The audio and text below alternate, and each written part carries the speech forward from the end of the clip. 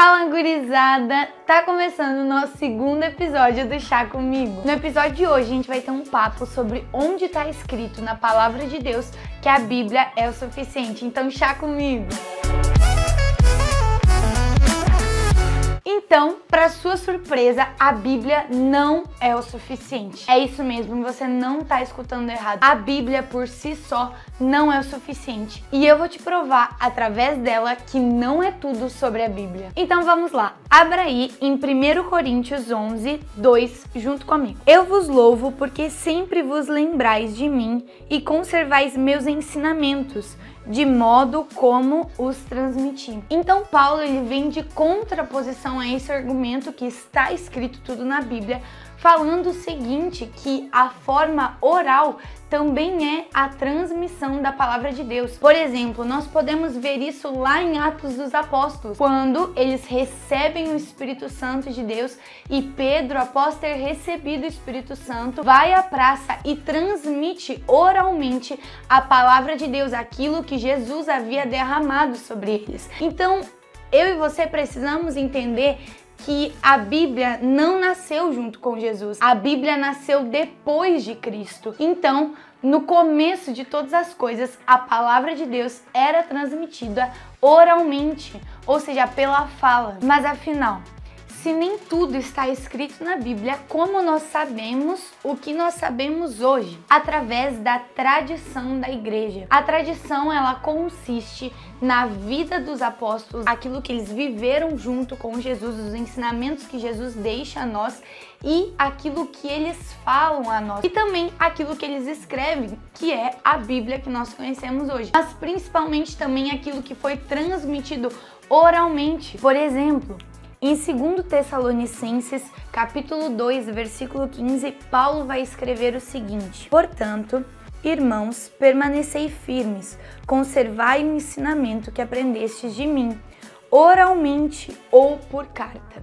Paulo está falando à igreja de Tessalônica que a tradição, ou seja, aquilo que Jesus veio e deixou para nós como tradição, se dá através da fala e também através das escrituras. Então, essas duas coisas, mesmo que distintas, elas provêm da mesma fonte divina, tanto as escrituras quanto a forma oral da transmissão da tradição que Jesus vem e estabelece sobre nós. Então pense comigo rapidinho, onde está escrito na Bíblia? A palavra de Deus vai nos dizer em João 21, 25 que nem tudo está na Bíblia. Ou seja, essa pergunta de onde está escrito na Bíblia, isso que nós afirmamos, na verdade ela é antibíblica, porque a própria palavra de Deus, a própria Bíblia, está afirmando que nem tudo está escrito nela. Nenhum trecho das Sagradas Escrituras afirmam que elas são suficientes por si só.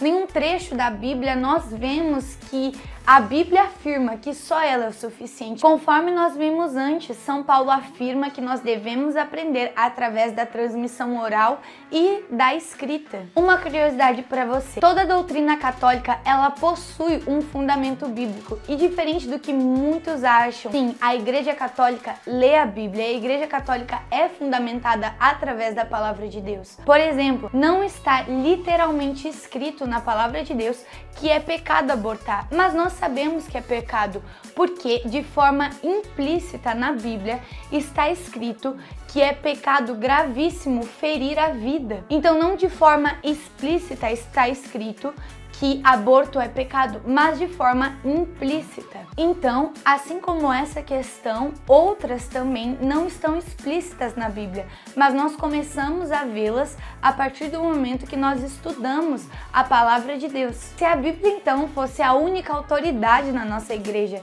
se fosse somente a Bíblia, somente a palavra de Deus, teríamos que nos calar diante de uma ideologia de gênero, diante do marxismo, diante de tantas quantas questões que a Bíblia não fala explicitamente. E tudo isso que eu falei para você está escrito no nosso catecismo e ele aborda isso como a teologia da revelação. Mas a revelação para quem, Ana? A revelação feita de Jesus para os apóstolos.